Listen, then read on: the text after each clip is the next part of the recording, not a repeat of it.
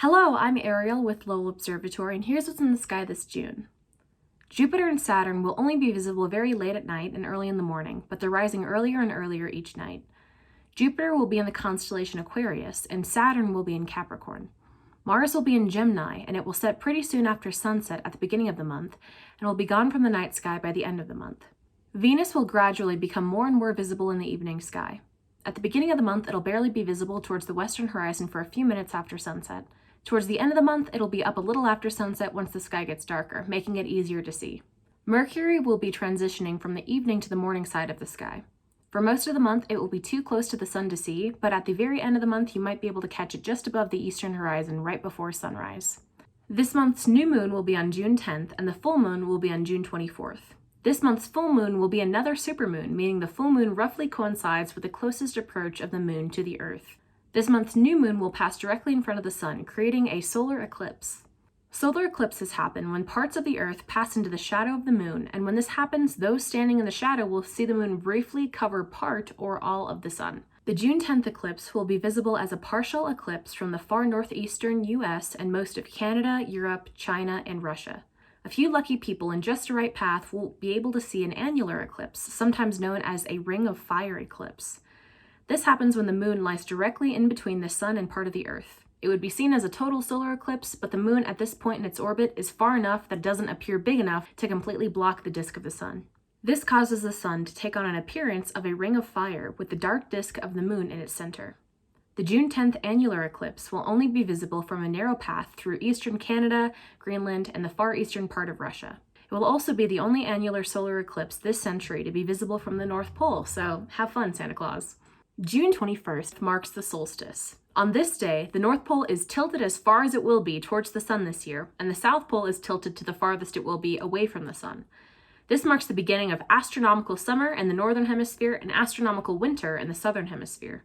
The early evening is now shared between the spring and summer constellations. The spring sky is still visible through most of the night, setting in the early morning, including constellations such as Ursa Major, Leo, and Boötes. If you take the arc of the Big Dipper's handle and follow it to the first brightest star you see, you'll reach Arcturus in the constellation Boötes. If you continue along that path to the next bright star in the sky, you'll reach Spica in the constellation Virgo.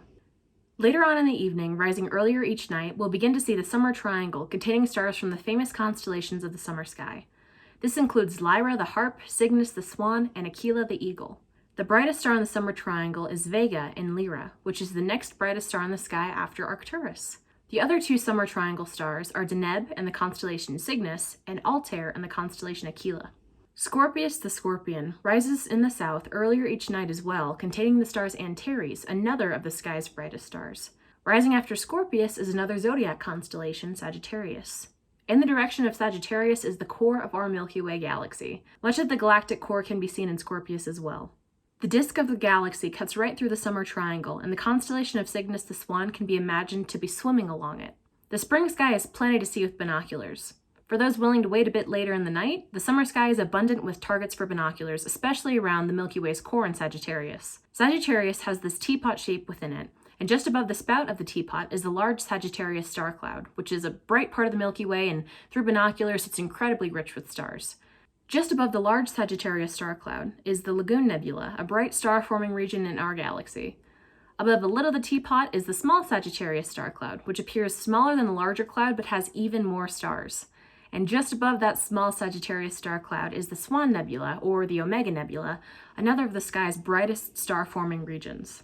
The spring sky is rich with galaxies and globular star clusters if you happen to have a telescope to spot them. For example, M13, a globular star cluster, can be found in Hercules' torso. You're able to see hundreds of thousands of stars bound together by gravity, creating a glob of stars. A modest telescope will allow you to see the Ring Nebula, a planetary nebula between the two stars opposite Vega and the constellation of Lyra.